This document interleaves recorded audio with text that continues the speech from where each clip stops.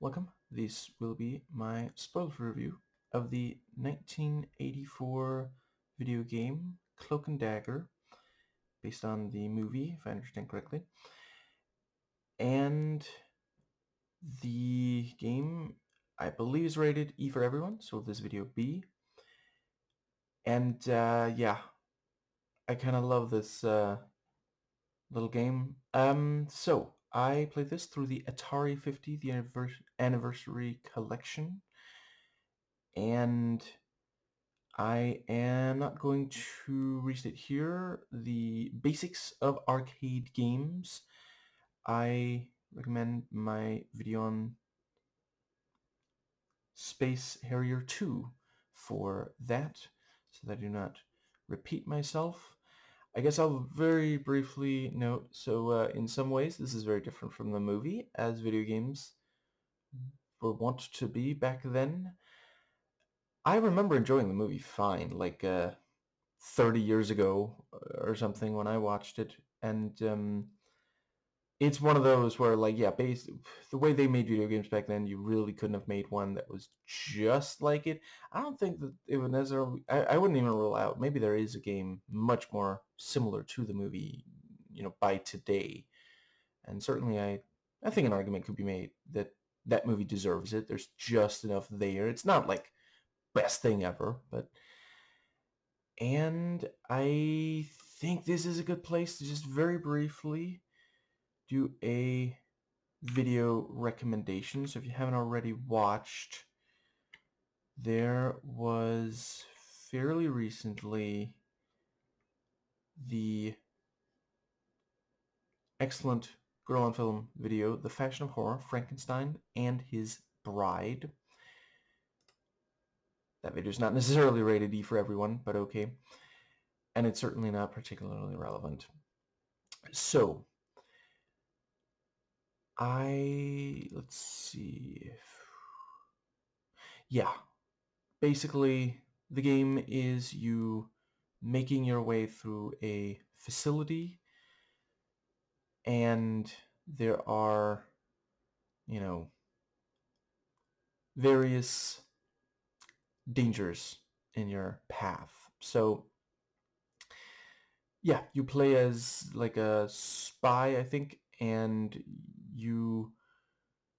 there's just enough like character sort of to this, and it's just through the appearance, but yeah, it's a memorable look, like, I don't know, if I had played this as a kid, I might have like done a Halloween costume off this guy or something. I'm not sure anyone would have gotten it.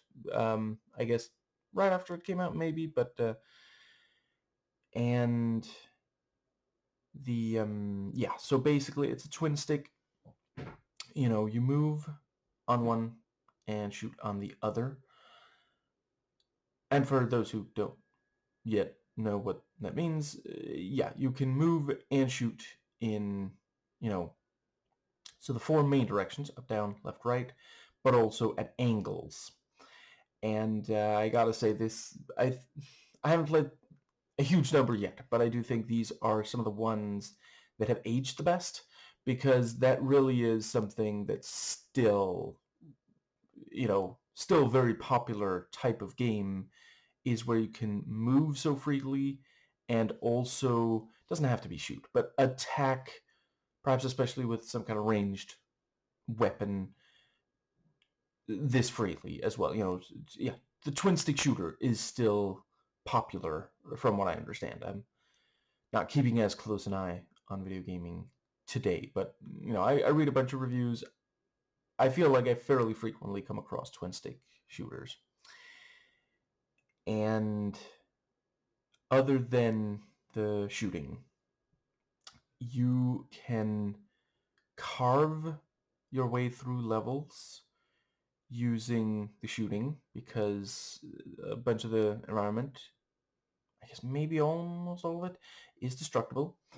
Note that sometimes the enemies can move through the environment as if no clip is on. Cheaters. And of course, as soon as you start carving a hole through, it is going to mean that you know, you still have to be careful that their projectiles don't reach you before, so sometimes you will just want to take the regular path, which does of course also limit, either way, it's a cost benefit analysis as with many great games. Other than that, there are acid pits that you definitely want to steer clear of.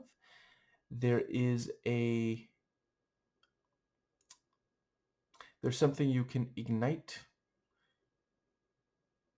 in, you know, yeah, in a level, and you, it says you get bonus points for igniting it. Note that you do have to escape the level after igniting it, which is also,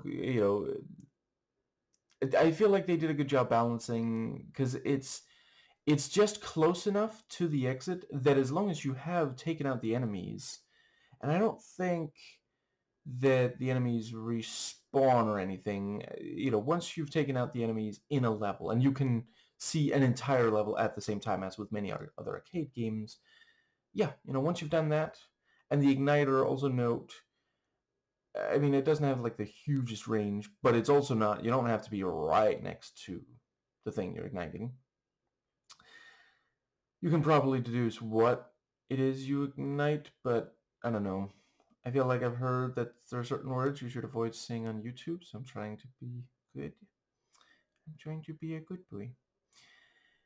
And I think that might, but yeah, it is very much a situation where if you are not careful, you could be stuck in an area where something, blows up and just goes completely out of your control, and you can't get out in any kind of safe way. So it does function well as a metaphor for Trump's war crimes in Iran. Which, to be clear, I'm not saying that it would have been okay for him to commit war crimes, even if the corporate Democrats say that all he needed to do was ask first. But I wouldn't be saying that it would be okay for him to do, even if it didn't leave a huge mess that is going to affect the entire world. And I don't know, maybe the time is right for politically, obviously, not violently, removing him from office. I don't know. I feel in some ways J.D. Vance is going to be worse, but in other ways he's at least going to be more stable, less completely, yeah. And I hold out hope that at some point, maybe in the not too distant future, somewhere in time and space, American politicians will be held accountable. I don't know, just for a change. Try it on. Maybe you'll like it.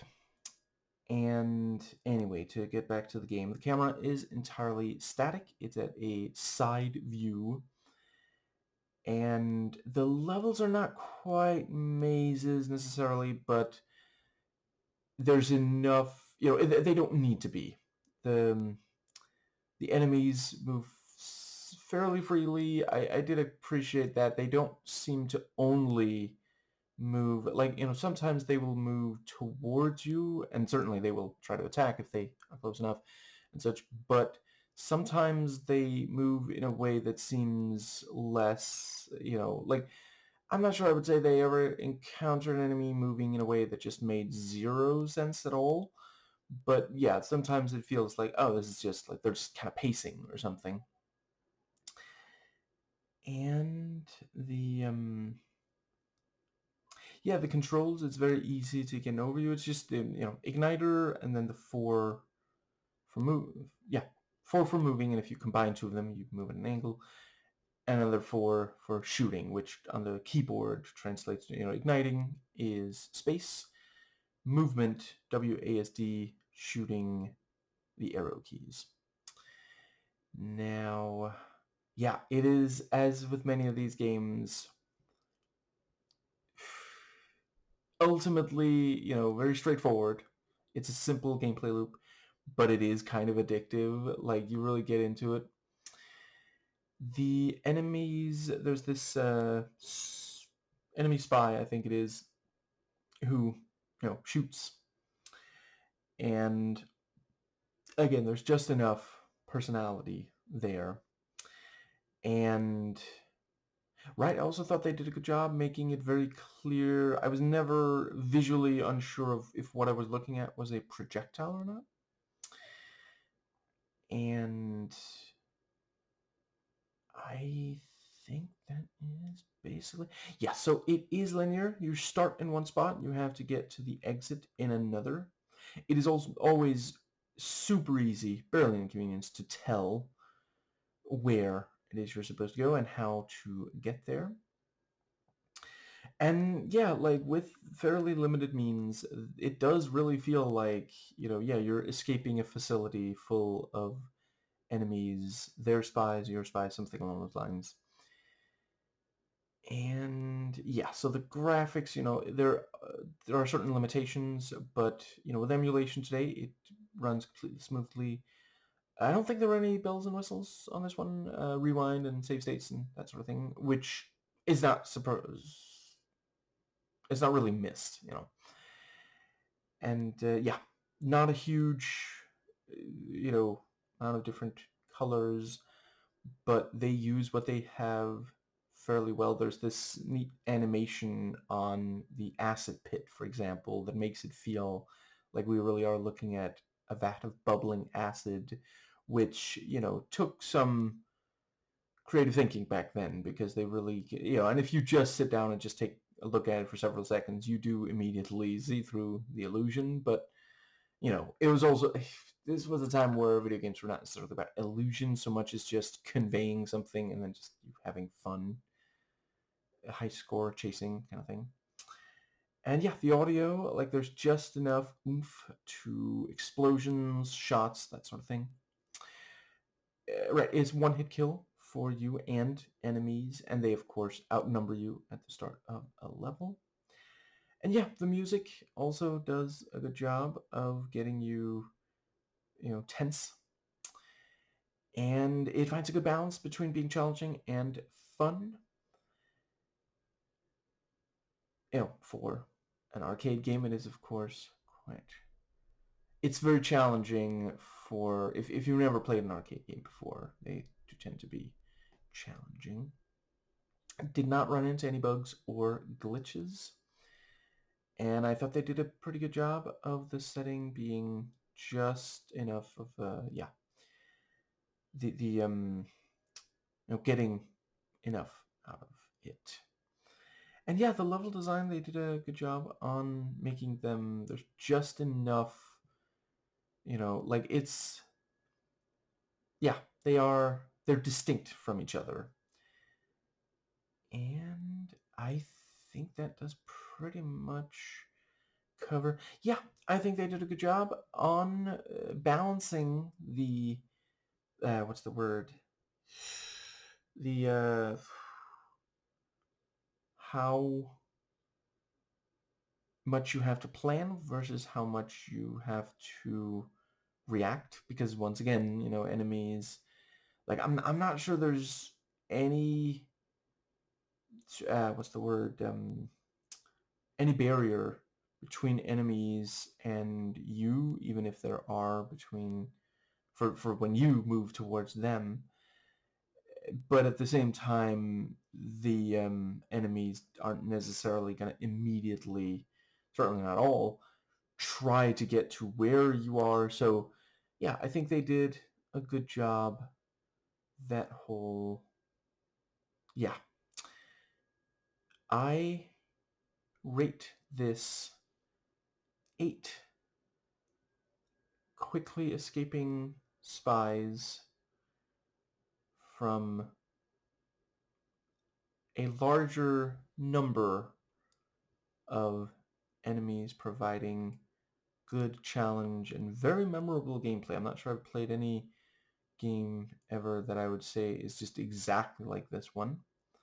Out of 10.